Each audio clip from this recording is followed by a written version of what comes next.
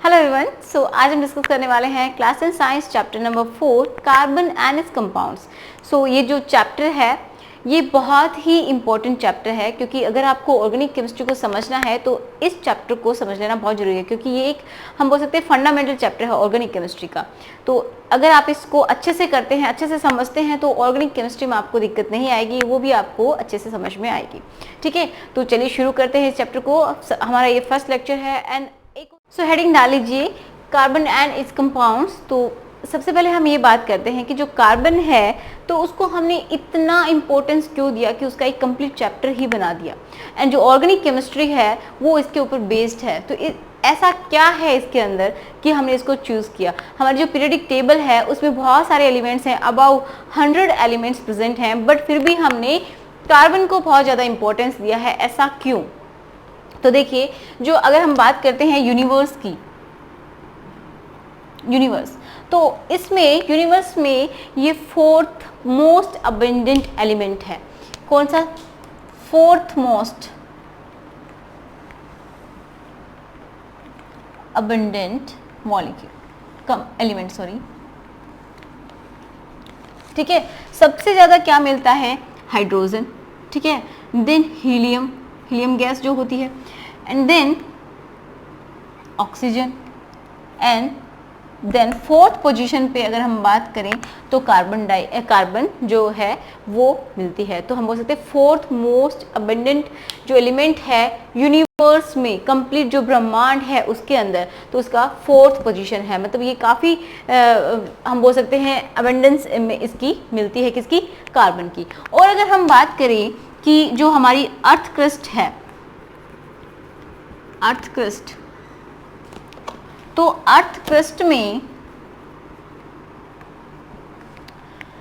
इसकी जो परसेंटेज होती है वो होती है 0.02%। जो अर्थ क्रस्ट है उसमें इसकी ये परसेंटेज मिलती है। ये किस फॉर्म में होती है? So in the form of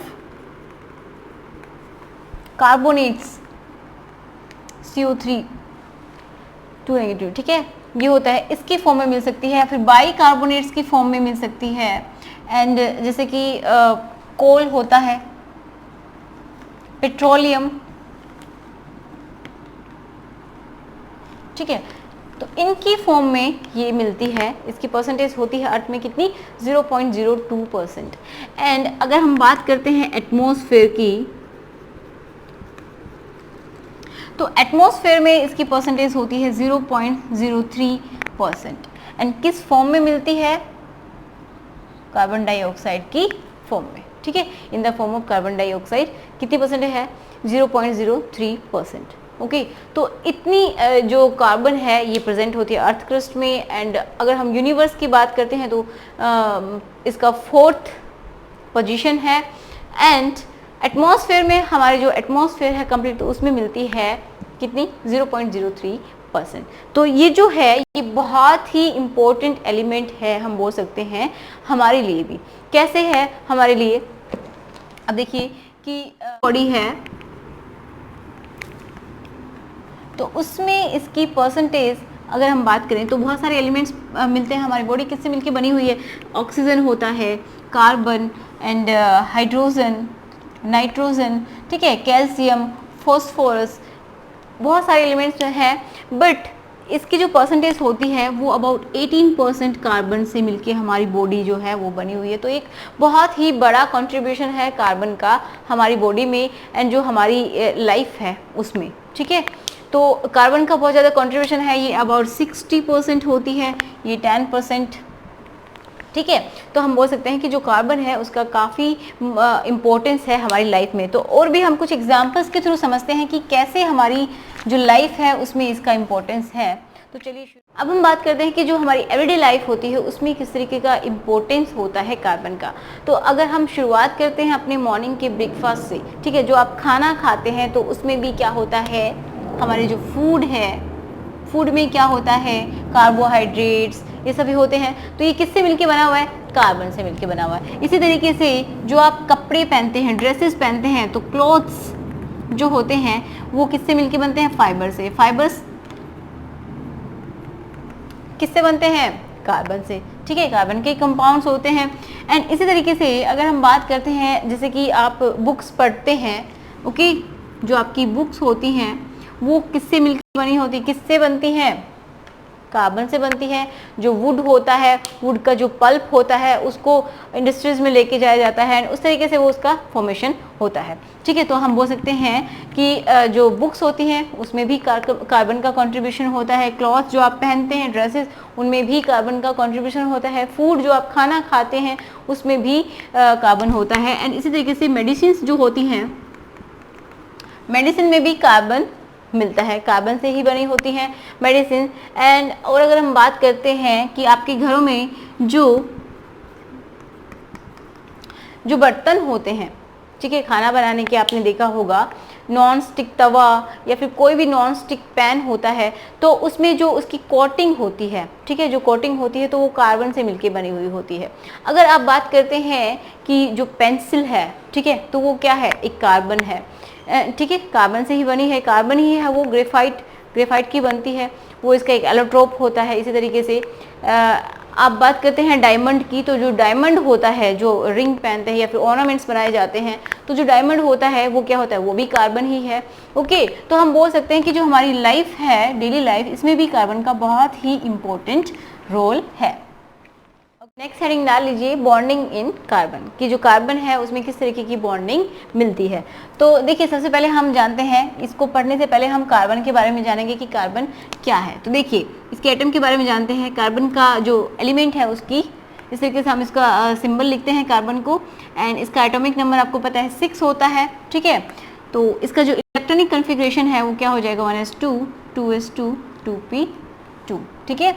तो इसकी जो ये शेल हो गई, ये एल।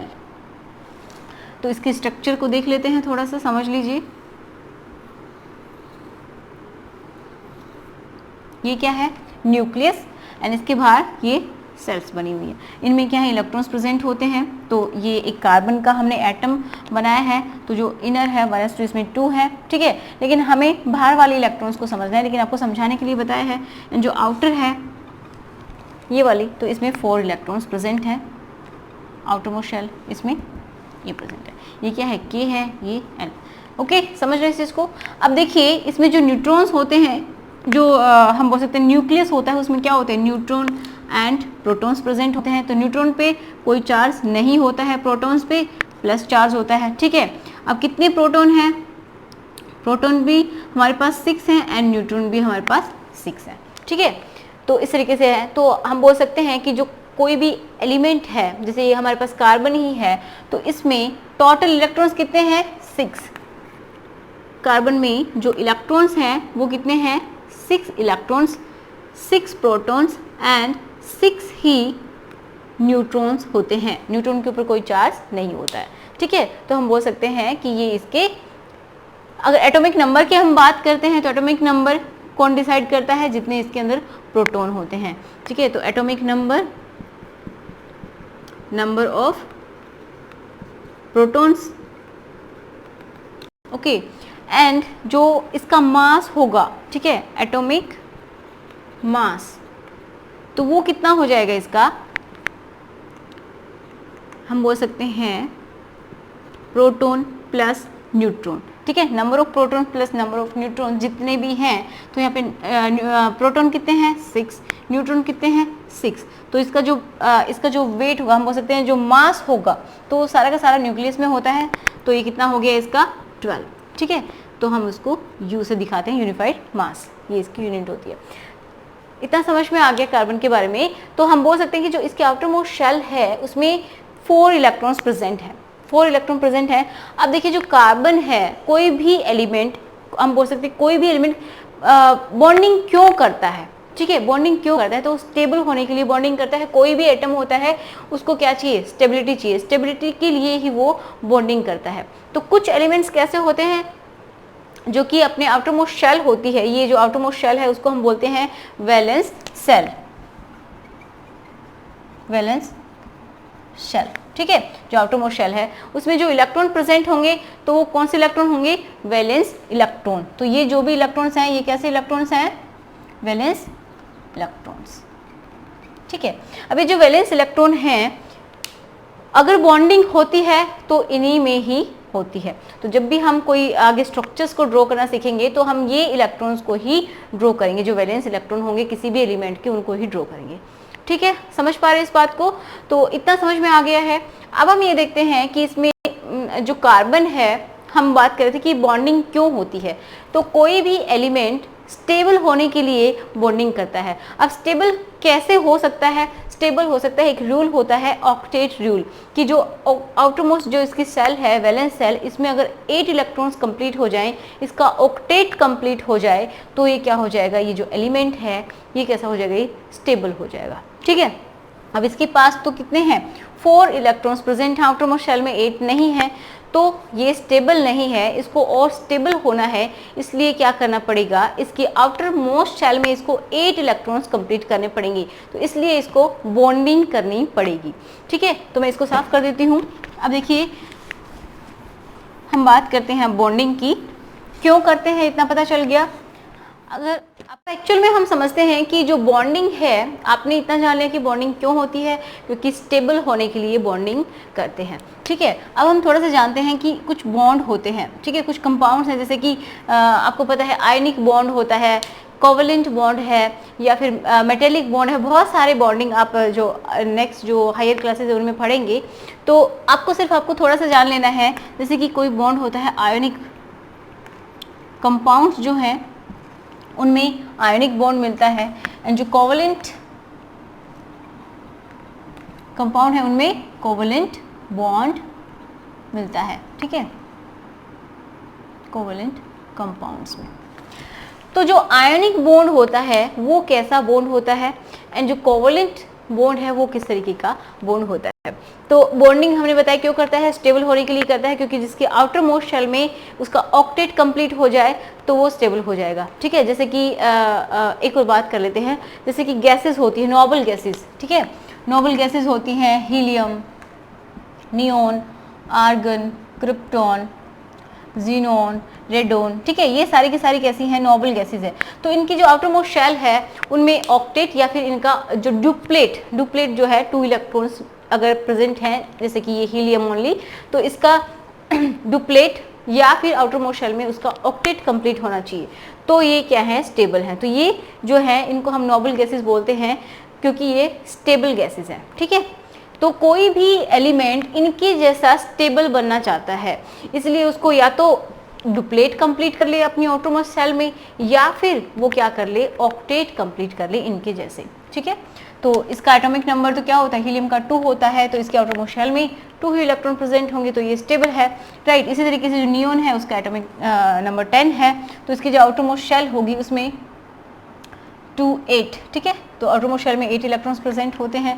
तो इस तरीके से इनकी जो आउटरमोस्ट शेल है उसमें 8 इलेक्ट्रॉन प्रेजेंट होते हैं, तो कोई भी एलिमेंट इनके जैसा बनना चाहेगा।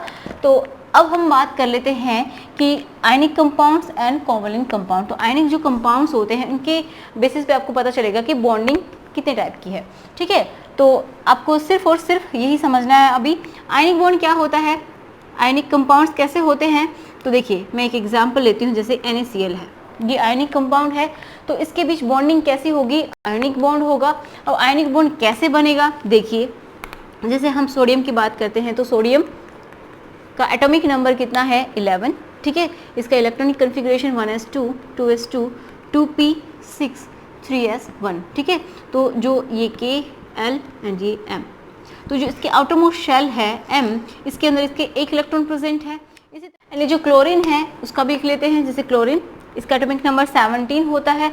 ठीक है, तो इसका इलेक्ट्रॉनिक कन्फिग्रेशन आना चाहिए आपको 1s2, 2s2। देखिए, इलेक्ट्रॉनिक कन्फिग्रेशन नहीं आता है, तो ये वाला वीडियो यहाँ पे प्रेजेंट है, ये जो लिंक है यहाँ पे, तो यहाँ पे आप इसको देख सकते हैं। 1s2, 2s2, 2p6, 3s2, 3p5। ठीक है, तो कितने हो गए, 2, 4, 10, 12 एंड 17। ठीक है, तो इसकी जो ये होगी K सेल, ये होगी L एंड ये हो गई M। तो जो इसके आउटर मोस्ट शेल है ये वाली 3s2, 3p5, तो इसमें टोटल इलेक्ट्रॉन्स कितने हो गए, इसमें 7 इलेक्ट्रॉन्स प्रेजेंट है, इसमें 1 इलेक्ट्रॉन प्रेजेंट है। तो अब देखिए, बहुत ही इंपॉर्टेंट बात कि ये जो है सोडियम, तो इसके आउटरमोस्ट शेल में कितना है, एक इलेक्ट्रॉन प्रेजेंट है। तो इसको क्या चाहिए कि इसके पास इसके या तो इस इलेक्ट्रॉन को ये दे दे, ठीक है, तो भी इसके पास ऑक्टेट इसका हो जाएगा कंप्लीट। ये जो शेल है ये खत्म हो जाएगी तो इसमें इसका ऑक्टेट कंप्लीट हो जाएगा, यहाँ पे 8 इलेक्ट्रॉन हो जाएंगे। या फिर इसके पास कंडीशन है कि 7 इलेक्ट्रॉन्स को गेन कर ले, जो कि बहुत ही मुश्किल काम है, ठीक है। एंड यहाँ पे क्लोरीन जो है इसके पास क्या पॉसिबिलिटी है कि ये इसके पास 7 इलेक्ट्रॉन्स प्रेजेंट है आउटरमोस्ट शेल में, तो क्या करे, ये एक इलेक्ट्रॉन को ले ले तो इसका ऑक्टेट कंप्लीट हो जाएगा। ये भी कैसे बन जाएगी, जो नियॉन है उसके जैसे इसका इलेक्ट्रॉनिक कॉन्फ़िगरेशन हो जाएगा, ठीक है। तो ये इसके इजी है, लेकिन इसके पास एक और पॉसिबिलिटी है कि ये 7 इलेक्ट्रॉन्स को डोनेट कर दे। तो कौन सा इजी रहेगा इसके लिए, एक इलेक्ट्रॉन को लेना इजी है, तो इनके बीच क्या होगा, जो सोडियम है, ठीक है, सोडियम के पास जो एक इलेक्ट्रॉन है, ऐसे दिखाते हैं, जो सोडियम है वो अपना एक इलेक्ट्रॉन दे देगा किसको, क्लोरीन को, ठीक है, क्योंकि इसके पास 7 इलेक्ट्रॉन्स प्रेजेंट हैं। तो ये अपना एक इलेक्ट्रॉन इसको कंप्लीटली ट्रांसफर कर देगा, ठीक है, इसमें है कंप्लीट ट्रांसफर हो जाता है इलेक्ट्रॉन का, और जो इलेक्ट्रॉन दे रहा है वो बना लेगा कैटायन, ठीक है, एंड जो इलेक्ट्रॉन ले रहा है वो बना लेगा एनायन। समझ रहे हो, जो गेन कर रहा है वो बना लेगा क्या, एनायन। ये हो गया कैटायन, ये हो गया एनायन। अब ये जो कैटायन और एनायन हो गए तो इनके बीच में एक फोर्स ऑफ अट्रैक्शन काम कर रहा है, ठीक है, और ये जो फोर्स ऑफ अट्रैक्शन है इसी की वजह से ये बन जाता है NaCl और ये हो जाता है स्टेबल, ठीक है। इसने अपना इलेक्ट्रॉन पूरी तरीके से इसको दे दिया और ये स्टेबल हो गया, NaCl इसने फॉर्म कर लिया, ओके, ये स्टेबल हो गया है। तो हम बोल सकते हैं कि जो आयनिक बॉन्ड होता है तो एक्चुअल में कोई बॉन्ड इस तरीके से हम नहीं बनाते, ठीक है, इसके बीच में क्या होता है, सिर्फ और सिर्फ फोर्स ऑफ अट्रैक्शन है, कोई बॉन्ड बना हुआ नहीं है, सिर्फ एक अरेंजमेंट है। फोर्स ऑफ अट्रैक्शन की वजह से ये सोडियम एंड क्लोरीन दोनों साथ साथ आ जाते हैं, क्योंकि इसके ऊपर पॉजिटिव चार्ज एंड नेगेटिव इसके क्लोरीन के पास होता है, तो इस वजह से इनके बीच फोर्स ऑफ अट्रैक्शन होता है, स्ट्रॉन्ग फोर्स ऑफ अट्रैक्शन, जिसकी वजह से एक दूसरे के साथ आ जाते हैं, ठीक है। इतनी कहानी समझ में आ गई। तो अब आप जान लीजिए कि जो आयनिक कंपाउंड्स होते हैं, इसीलिए क्योंकि उनका जो फोर्स ऑफ अट्रैक्शन है वो बहुत ही ज़्यादा होता है, हम बोल सकते हैं ionic compounds as a strong force of attraction, strong forces of attraction between ionic compounds, ठीक है। आयनिक कंपाउंड होंगे उनके पास स्ट्रॉन्ग फोर्स ऑफ अट्रैक्शन होता है। जब किसी के पास स्ट्रॉन्ग फोर्स ऑफ अट्रैक्शन है तो वो कंपाउंड कैसे होंगे, ऐसे कंपाउंड कैसे होते हैं, इनका melting point and boiling point बहुत ही हाई होता है देन कोवैलेंट कंपाउंड्स, ठीक है। इसी तरीके से ये गुड कंडक्टर होते हैं, good conductor of electricity,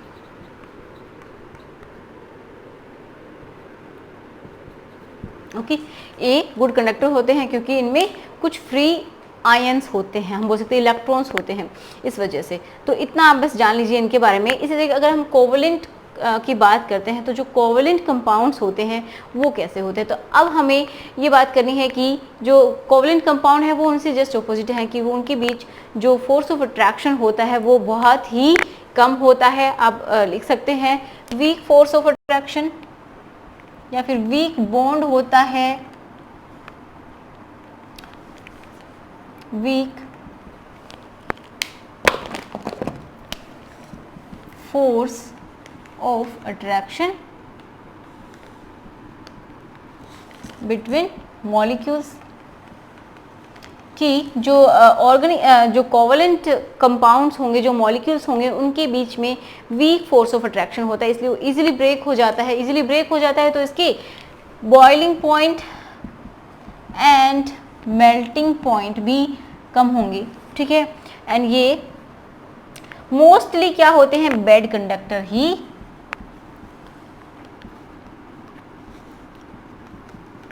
conductor of electricity, ठीक है, इलेक्ट्रिसिटी होते हैं, या फिर हम बोल सकते हैं इंसुलेटर्स होते हैं, राइट। इस तरीके की इसमें बॉन्डिंग होती है आयनिक कंपाउंड एंड ये कोवैलेंट कंपाउंड्स में। अब हम बात कर लेते हैं कार्बन की, जो कि एक कोवैलेंट बॉन्ड फॉर्म करता है। तो देखिए क्यों करता है कोवैलेंट बॉन्ड फॉर्म कार्बन, समझते हैं उसके बारे में। अब मेन बात इसकी आती है बॉन्डिंग इन कार्बन। तो इतना समझ में आने के बाद अब हम बात करते हैं कि कार्बन में बॉन्डिंग किस तरीके की होती है। अब आपको समझ में आएगा, ठीक है, जो कार्बन है उसमें बॉन्डिंग किस तरीके की होती है। तो आपको पता है कि जो कार्बन होता है उसके जो वैलेंस इलेक्ट्रॉन है, ठीक है, वैलेंस इलेक्ट्रॉन्स कितने होते हैं, इसमें 4 इलेक्ट्रॉन प्रेजेंट है। ओके, एंड अगर हम न्यूट्रल एटम की बात करते हैं तो कंप्लीट जो इसका है प्रोटॉन्स कितने होते हैं, इसमें नंबर ऑफ प्रोटॉन्स प्रेजेंट होते हैं कितने, 6 प्रोटॉन, ठीक है। जो इसका एटॉमिक नंबर होता है उतने ही इसमें प्रोटॉन प्रेजेंट है न्यूट्रल एटम में, ठीक है, जब इसके ऊपर कोई चार्ज वार्ज नहीं है तब। ओके, एंड इसी तरीके से इसमें टोटल इलेक्ट्रॉन्स कितने होते हैं, टोटल इलेक्ट्रॉन कितने प्रेजेंट हैं, 6 इलेक्ट्रॉन प्रेजेंट हैं, ठीक है। इसका जो आउटर मोस्ट शेल है, बाहर की जो सेल है उसमें 4 प्रेजेंट है, बट टोटल की बात करें तो ये होता है 6, ठीक है। तो अब आपको समझना है कि इसमें बॉन्डिंग किस तरीके से हो सकती है। तो इसके लिए हमारे पास 3 पॉसिबिलिटीज़ हैं, 3 पॉसिबिलिटीज़ हैं, बहुत इंपॉर्टेंट है, अच्छे से समझ लीजिए। कौन कौन सी पॉसिबिलिटीज़ हैं कि ये जो कार्बन है, या तो ये जो इसके आउटर मोस्ट शेल में जो इलेक्ट्रॉन्स प्रेजेंट हैं, इसकी जो आउटर मोस्ट शेल में जो 4 इलेक्ट्रॉन प्रेजेंट हैं, या तो ये इनको क्या कर दे, रिमूव कर दे, ठीक है, रिमूवल ऑफ वैलेंस 4, हम बोल सकते हैं 4 इलेक्ट्रॉन्स, जो वैलेंस इलेक्ट्रॉन्स है आपको पता है, रिमूवल ऑफ 4 इलेक्ट्रॉन्स, एंड ये क्या बन जाएगा, कार्बन 4+। देखिए जब ये आउटर मोस्ट शेल में कोई भी अगर वो रिमूव करता है अपनी आउटर मोस्ट शेल में से, तो क्या होता है, उसके ऊपर चार्ज, पॉजिटिव चार्ज आता है। जितने इलेक्ट्रॉन्स को रिमूव करता है तो उतना ही उसके ऊपर पॉजिटिव चार्ज आ जाएगा। तो ये क्या फॉर्म हो जाएगा, कार्बन प्लस। ये फॉर्म हो सकता है अगर 4 इलेक्ट्रॉन्स को ये रिमूव करता है कार्बन में से, ठीक है, तो ये फॉर्म हो जाएगा।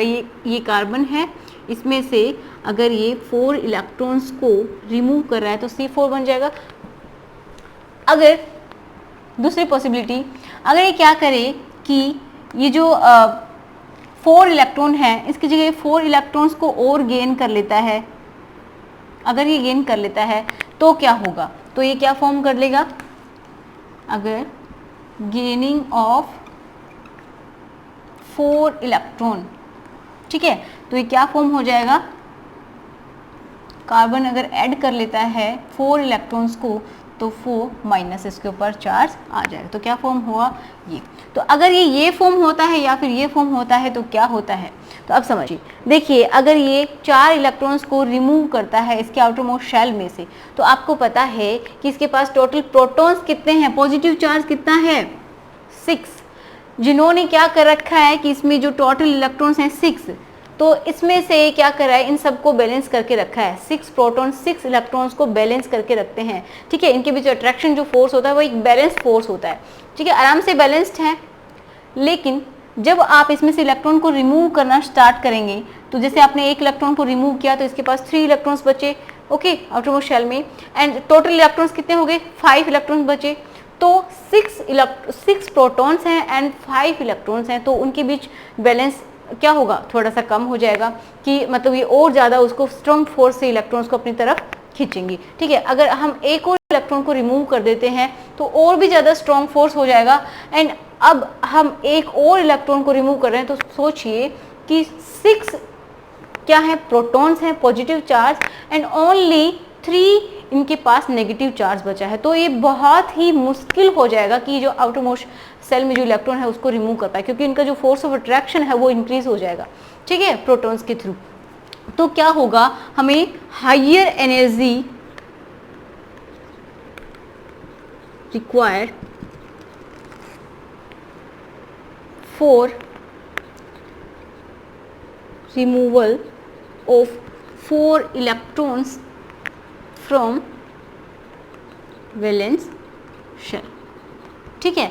ये पॉसिबल नहीं है क्योंकि हमें बहुत ज़्यादा एनर्जी देनी पड़ेगी तब इनका फोर्स ऑफ अट्रैक्शन को ओवरकम कर पाएंगे एंड इलेक्ट्रॉन्स को रिमूव कर पाएंगे। अब आप सोचिए, जब एनर्जी आप प्रोवाइड करोगे फिर इलेक्ट्रॉन्स को बाहर निकालोगे तो ये तो स्टेबल होने का कोई नाम नहीं है। फिर इसका मतलब जब एनर्जी हम इसको प्रोवाइड ही कर रहे हैं तो उसका कोई फायदा नहीं है। बहुत ज़्यादा हाई एनर्जी हमें देनी पड़ेगी तब आप इलेक्ट्रॉन्स को रिमूव कर सकते हैं। अब सेकंड कंडीशन समझ लीजिए कि अगर इलेक्ट्रॉन्स इसमें आपको ऐड करने हैं तो क्या हो। अगर आप ऐड करो तो इसमें 8 इलेक्ट्रॉन हो जाएंगे, तो ऐसा क्या होगा। तो ये तो फेल हो गया है हमारा कि ऐसा तो हम नहीं कर सकते। अब देखिए कि अगर हम इसमें ऑलरेडी कितने प्रेजेंट है, 4 प्रेजेंट है। अगर ये 4 इलेक्ट्रॉन और ले ले तो क्या होगा। तो देखिए अगर हम 1 इलेक्ट्रॉन इसमें ऐड करते हैं तो कितने हो गए टोटल इलेक्ट्रॉन, 7 इलेक्ट्रॉन हो गए। और जो प्रोटॉन्स हैं वो कितने हो गए, 6 ही प्रेजेंट हैं। तो 6 इलेक्ट्रॉन 7 को होल्ड करके रखते हैं, तो चलो ठीक है, ओके। लेकिन आपको इसको कितना चाहिए, 4 इलेक्ट्रॉन, तो एक और करता है तो इसको कितना हो गया, 6 इलेक्ट्रॉन 6 प्रोटॉन 8 इलेक्ट्रॉन्स को होल्ड कर रहे हैं। तो उनके ऊपर आप समझ सकते हैं कि 1 इलेक्ट्रॉन 1 प्रोटॉन को होल्ड कर रहा है, तो उससे अच्छे तरीके से उनके बीच फोर्स ऑफ अट्रैक्शन है, एक बैलेंस बना हुआ है। बट अगर हम बात करते हैं, अगर हम 4 इलेक्ट्रॉन्स गेन कर लेता है इसके आउटर मोस्ट शेल में, मतलब टोटल 8 इलेक्ट्रॉन हो गए, तो आप देखिए यहाँ पे जो 6 प्रोटॉन होंगे, ठीक है, होल्ड ऑन 10 इलेक्ट्रॉन्स, ठीक है। आउटर मोस्ट शेल में कितने हो गए, 8 हो गए, अंदर वाले 2, तो टोटल इलेक्ट्रॉन्स कितने हो गए, 6 इलेक्ट्रॉन को होल्ड करना बहुत ही डिफिकल्ट है, ठीक है। सो हम बोल सकते हैं कि 6 प्रोटॉन होल्ड ऑन करते हैं 10 इलेक्ट्रॉन्स को। So this is very difficult to hold, ठीक है, कि ये जो प्रोसेस है होल्ड करने का ये बहुत ही डिफिकल्ट होगा कि 6 प्रोटॉन है, 6 पॉजिटिव चार्ज एंड उन्होंने 10 इलेक्ट्रॉन्स को होल्ड किया हुआ है, तो उनके बीच का जो फोर्स ऑफ अट्रैक्शन होगा वो बैलेंस नहीं होगा, ये स्टेबल नहीं हो पाएगा। तो हम बोल सकते हैं कि इसको भी हम सक्सेसफुल नहीं मान सकते। तो अब एक और हमारे पास वे है, क्या है, हम देखते हैं कि जो फोर्थ वे है वो क्या है। फोर्थ वे है हमारे पास sharing of electrons between 2 atoms. हम बोल सकते हैं mutual sharing of electrons between 2 atoms. कोई भी 2 एटम्स के बीच में आपस में ही शेयरिंग हो जाए इलेक्ट्रॉन्स की एंड दोनों ही क्या करें, अपना ऑक्टेट कंप्लीट करके स्टेबल हो जाएं, तो क्या होगा, उसको हम बोलते हैं, उसके थ्रू जो बॉन्ड बनता है वो बनता है कोवलेंट बॉन्ड, ठीक है। तो देखिए जो कार्बन है इसके पास आउटर मोस्ट शेल में 4 इलेक्ट्रॉन है, 4 इलेक्ट्रॉन है, तो इसकी जो वैलेंसी होती है वो 4 होती है, ठीक है। अगर आपको वैलेंसी जानना है तो ये वाला वीडियो यहाँ पे प्रेजेंट है, वैलेंसी आप जान लीजिए कि वैलेंसी क्या होती है, बहुत ज़्यादा डिटेल में मैं यहाँ पे नहीं बता सकती, ठीक है। तो इसके आउटर मोस्ट शेल में 4 इलेक्ट्रॉन है, तो इसकी वैलेंसी 4 है। इसका मतलब ये 4 को और जोड़ सकता है, अपने आप से 4 को और कनेक्ट कर सकता है, समझ रहे हो इस चीज़ को।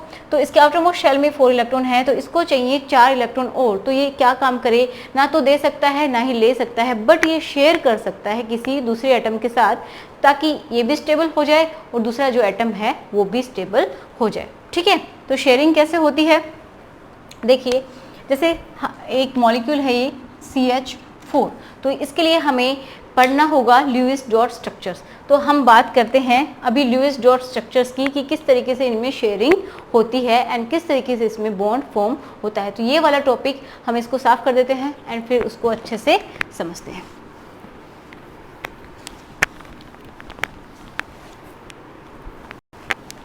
हमें बनानी पड़ेगी शेयरिंग ऑफ इलेक्ट्रॉन्स कैसे होता है, या फिर आप हेडिंग डाल लीजिए ल्यूइस डॉट स्ट्रक्चर्स, ठीक है।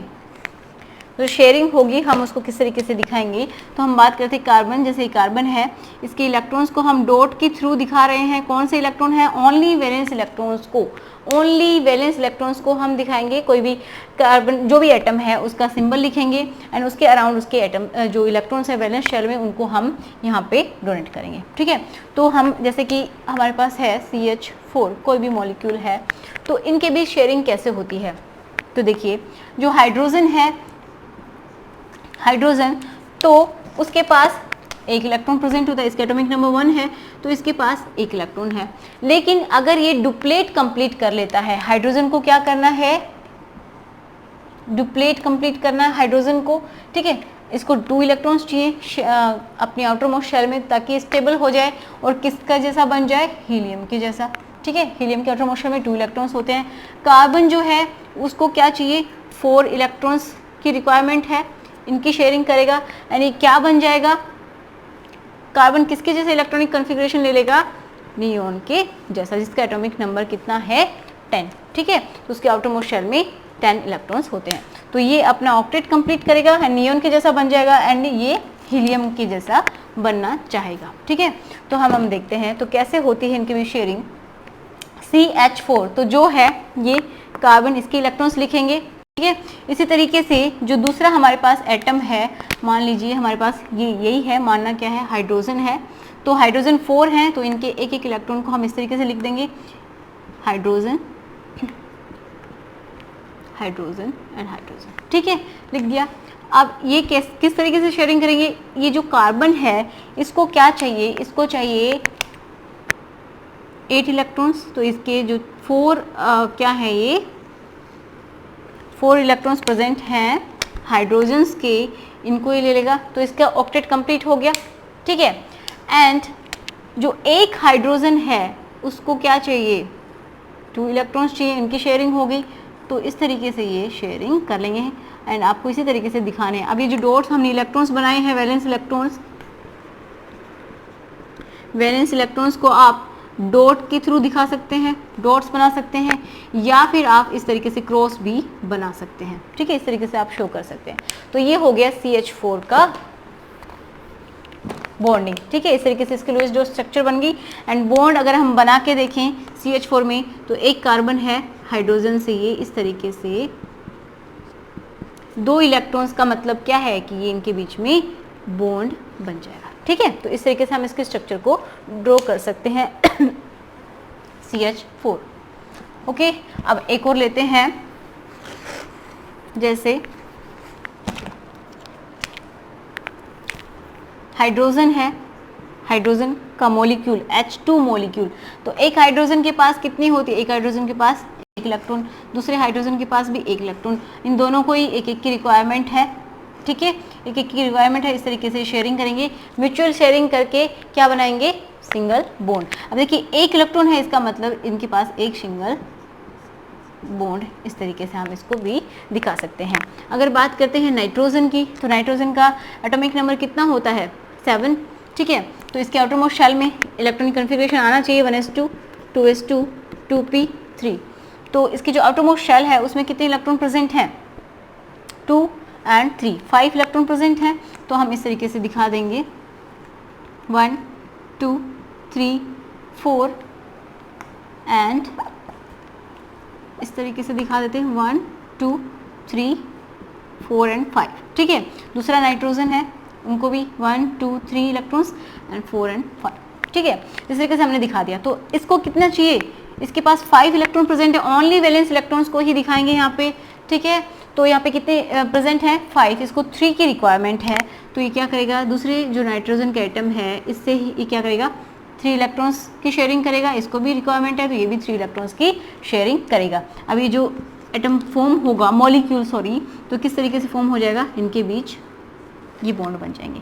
तो ये हम इस तरीके से इसको दिखा सकते हैं बॉन्डिंग करके।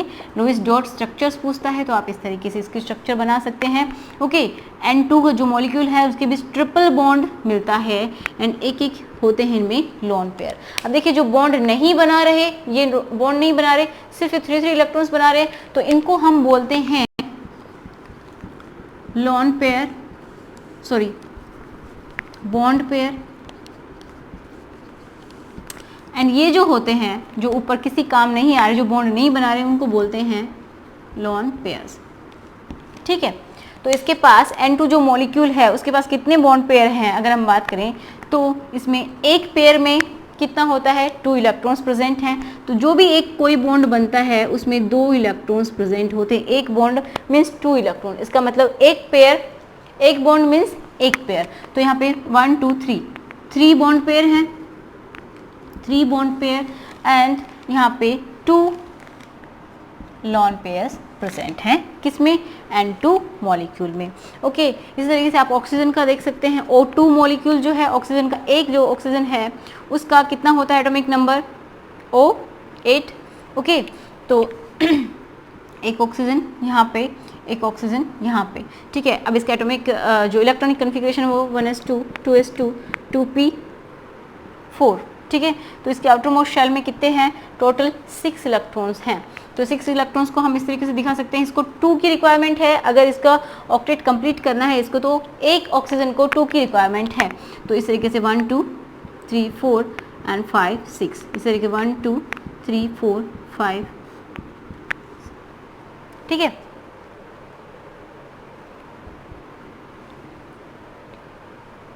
सॉरी 6 हो गए, 2 4 6, इस तरीके से इनके पास इलेक्ट्रॉन है। तो इनकी इस तरीके से इनकी शेयरिंग हो जाएगी। इसको 2 इलेक्ट्रॉन चाहिए, इसको भी 2 इलेक्ट्रॉन्स चाहिए, तो ये इनके बीच शेयरिंग हो गई टोटल 4 इलेक्ट्रॉन्स की, ठीक है। तो 4 इलेक्ट्रॉन्स यहाँ पे हैं जो कि क्या बना रहे हैं, बॉन्ड बना रहे हैं। अब 2 बॉन्ड, सॉरी जो 2 इलेक्ट्रॉन्स हैं उनके बीच एक बॉन्ड, इस तरीके से इनके बीच डबल बॉन्ड बनेगा। नाइट्रोजन के बीच ट्रिपल बॉन्ड बना है, आप देख सकते हैं। तो हम किस तरीके से इसको लिख सकते हैं, इस मॉलिक्यूल को, O डबल बॉन्ड O, ठीक है। इन दोनों के ऊपर एक एक lone pair, 2 lone pair, sorry. तो हम देख सकते हैं कि इसमें कितने प्रेजेंट हैं लॉन पेयर O2 मॉलिक्यूल में की अगर हम बात करते हैं तो 1 2 3 4 लॉन पेयर प्रेजेंट हैं एंड 1 2 बॉन्ड पेयर प्रेजेंट है। समझ पा रहे हैं, एक बॉन्ड का मतलब 2 इलेक्ट्रॉन से मिलके बना हुआ है। अब देखते हैं नेक्स्ट, क्लोरीन Cl2 जो मॉलिक्यूल है उसका, तो जो एक क्लोरीन है उसका 17 होता है, इसका हमने अभी भी देखा था। तो हम देख सकते हैं जो क्लोरीन है उसका एटॉमिक नंबर, उसके आउटर मोस्ट शेल में कितने प्रेजेंट होते हैं, 7, ठीक है। 1 2 3 4 5 6 एंड 7, ठीक है। इस तरीके से प्रेजेंट होते हैं। ओके, एक क्लोरीन के पास दूसरा क्लोरीन है, इसके पास भी इसी तरीके से प्रेजेंट होंगे लॉन पेयर्स। इनको एक एक इलेक्ट्रॉन की रिक्वायरमेंट है, इसलिए मैंने इस तरीके से इनको लिख दिया। अब दोनों क्या करेंगे, एक एक इलेक्ट्रॉन की शेयरिंग कर लेंगे एंड स्टेबल हो जाएंगे। ओके, तो ये इनके पास बॉन्ड बन जाएगा Cl बॉन्ड Cl, ठीक है। तो इनके पास कितने हुए lawn pairs, 1 2 3 4 5 6 lawn pairs, okay. And ये 1 बॉन्ड पेयर, ठीक है। इतने इलेक्ट्रॉन्स इनके पास प्रेजेंट हैं, लॉन पेयर इलेक्ट्रॉन्स हैं, right. 6 bond pair electrons and 1 lone pair electron, ठीक है। अब आपके लिए एक होमवर्क है, आप भी करके देखेंगे। CO2 जो है उसका, CO2 इसका आप करके देखिए। एक बार आप वीडियो को पॉज कीजिए एंड इसको ट्राई कीजिए, फटाफट ट्राई कीजिए किस तरीके से आप इसको करते हैं। फिर मैं करवाती हूँ, चलिए मैं कर देती हूँ इसको। आपको एक और सिंपल सा एग्जांपल दूंगी जिसको आपको करना होगा। तो देखिए, जैसे कार्बन है, कार्बन डाइऑक्साइड, तो किस तरीके से बना हुआ है, एक कार्बन है एंड 2 ऑक्सीजन है। तो पहले हम इसको लिखते हैं। कार्बन का एटॉमिक नंबर आपको पता है, इसके वैलेंस शेल में कितने इलेक्ट्रॉन होते हैं, 4 इलेक्ट्रॉन्स प्रेजेंट होते हैं। इसी तरीके से इससे 2 ऑक्सीजन जुड़े हैं, ठीक है। तो एक हम इस तरीके से इसको लिख सकते हैं, क्योंकि ये सेंट्रल एटम है, इससे 2 ऑक्सीजन जुड़े हुए हैं। तो जो कम नंबर होता है, सबसे कम, तो हम उसको सेंट्रल एटम ही मानते हैं। तो ये कार्बन जो है सेंट्रल एटम है, इसके अराउंड ऑक्सीजन प्रेजेंट है, ठीक है। अब जो कार्बन है उसके पास 4 इलेक्ट्रॉन्स प्रेजेंट होते हैं, आप सबको पता है 4 होते हैं वैलेंस शेल में। एंड जो ऑक्सीजन है उसके पास कितने होते हैं, उसके पास होते हैं 6 इलेक्ट्रॉन्स, ठीक है। कैसे होते हैं, ऑक्सीजन का एटॉमिक नंबर क्या होता है, 8, 1s2 2s2 2p4। तो ये 6 इलेक्ट्रॉन्स प्रेजेंट होते हैं इसके वैलेंस शेल में इस तरीके से, ओके। तो ये इनके बीच शेयरिंग हो जाएगी, ठीक है। एंड ये जो कार्बन है इसका ऑक्टेट कंप्लीट हो गया, 6 एंड 2। इसी तरीके से ये जो ऑक्सीजन है, सॉरी मैंने कार्बन बोला, ये ऑक्सीजन है, इसकी भी ऑक्टेट कंप्लीट। अब इसको भी चाहिए, तो ये भी इसके 2 इलेक्ट्रॉन लेगा एंड इसके भी 2 इलेक्ट्रॉन ले लेगा। इस तरीके से इसकी स्ट्रक्चर बन जाएगी। कैसे बनेगी, देखिए इनके बीच ये डबल बॉन्ड बन गया। मैं इस तरीके से यहाँ पे नीचे बना के दिखा देती हूँ। कार्बन ठीक है, इनके ऑक्सीजन तो इनके बीच डबल बॉन्ड बन गया। तो इस तरीके से इसकी स्ट्रक्चर होती है, इनके ऊपर एक एक लोन, दो दो लोन पेयर प्रेजेंट होते हैं। तो हम बोल सकते हैं कि जो CO2 का मॉलिक्यूल है इसमें ये तो बॉन्ड पेयर हो गए, ठीक है, इधर भी, ठीक है, बॉन्ड पेयर इलेक्ट्रॉन्स, एंड ये कैसे हैं, लोन पेयर इलेक्ट्रॉन्स। ये जितने भी हैं तो हम टोटल काउंट कर लेते हैं 1 2 3 4। तो हम बोल सकते हैं 4 हैं बॉन्ड पेयर इलेक्ट्रॉन्स एंड 1 2 3 4, ठीक है, 2 यहाँ पे 2 यहाँ पे, तो यहाँ पे 4 ही जो लोन पेयर इलेक्ट्रॉन्स हैं वो प्रेजेंट होते हैं किसके ऊपर, इनके ऊपर। ओके, चलिए एक और एग्जाम्पल लिखिए एंड आपको एक करना है CCl4 कार्बन टेट्राक्लोराइड। तो इनका आपका एटॉमिक नंबर पता होना चाहिए, फर्स्ट कंडीशन, ठीक है, एटॉमिक नंबर याद होना चाहिए, इलेक्ट्रॉनिक कॉन्फ़िगरेशन लिखना आना चाहिए ताकि आपको वैलेंस सेल में जो इलेक्ट्रॉन्स हैं उनका पता चल जाए। उसके बाद आप इजीली इनको कर सकते हैं। एक कार्बन की वैलेंसी 4 होती है, ठीक है, ये भी आपको पता है।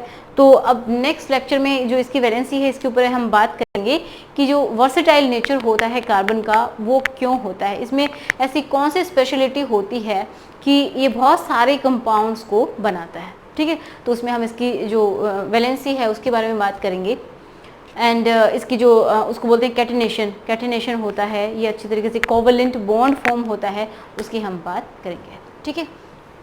एक और इम्पॉर्टेंट बात, इनमें जो सिंगल बॉन्ड होता है उसको हम सिग्मा बोलते हैं, ठीक है, सिंगल बॉन्ड, उसमें जो कैसा बोलेंगे वो, उसमें सिग्मा बॉन्ड उसको हम बोल सकते हैं। इस तरीके से जो डबल बॉन्ड होता है तो उसमें एक तो होता है सिग्मा और एक होता है पाई। इस तरीके से ये जो ट्रिपल बॉन्ड होता है तो उसमें एक होता है सिग्मा एंड ये दो होते हैं पाई, ठीक है। इस तरीके से इसमें ये होता है। आज का हमारा लेक्चर यहीं पे फिनिश होता है। नेक्स्ट लेक्चर में हम बात करने वाले हैं वर्सेटाइल नेचर ऑफ कार्बन, जो कि बहुत ही इंपॉर्टेंट है।